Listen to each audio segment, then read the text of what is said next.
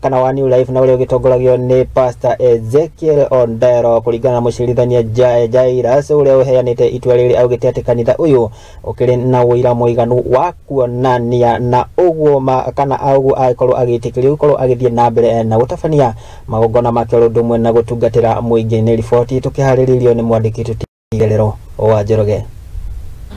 Riri thirikari irathie na mbere na muongorerio wa makanitha bururi-ini. Kanitha wa New Life Center uria utongoragio ni Mutungatiri Ezekiel ni ukoretwo ukimurikwo na njira nene. Muthenya wa umuthi atongoria na mawakiri yake ni mekinyitie igoti-ini makiuga kanitha uyu uraingirirwo ni andu mari thirikari-ini. Has been concerted efforts equally from some rogue individuals within the government to ensure that Pastor Ezekiel's ministry is frustrated, and we can see it. Just recently, through a publication dated the 18th day of August 2023, there was a gazette notice that was communicated to the members of the public, indicating that that through a gazette notice dated the 3rd day of August, the cancellation, or rather the registration that was issued to New Life Prayer Center and Church had been cancelled. Wakiri wake niwe Cliff Ombeta ne ugite kuhingwo gwa kanitha uyu no ukorwo ugicungirira makiria ma andu 3,000 gutigwo matari mawira oro ndumwe na mashukuru na university urakwo gukorwo ukihingwo. You close the church, you cancel the certificate. What happens? You send people home. You deny people rights to worship.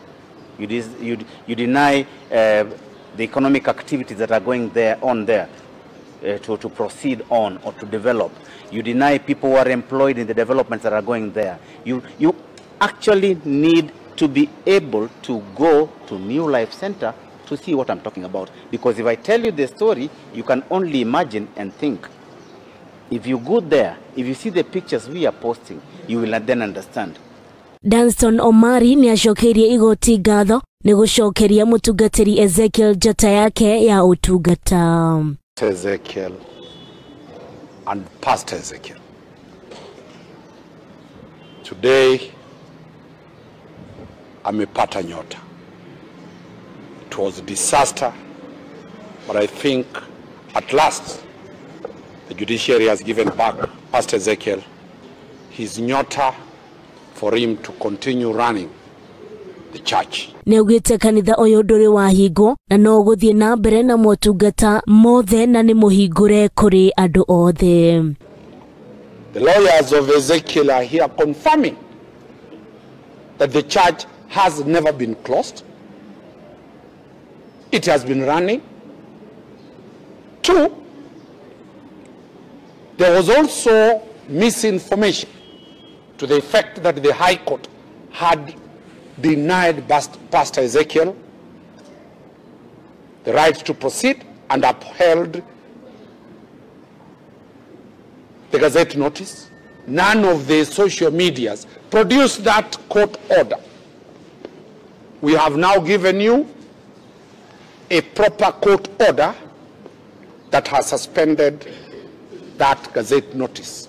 Haduine ha Mwandiki TV riakone waitherero wa njoroge. Ngatho cia mwanya muno waitherero wa njoroge ni tondu wa riboti iyo njega tugitigane na icio tukihiuke nginya kuria kaunti ya Embu na ni ati mutumia mubunge wa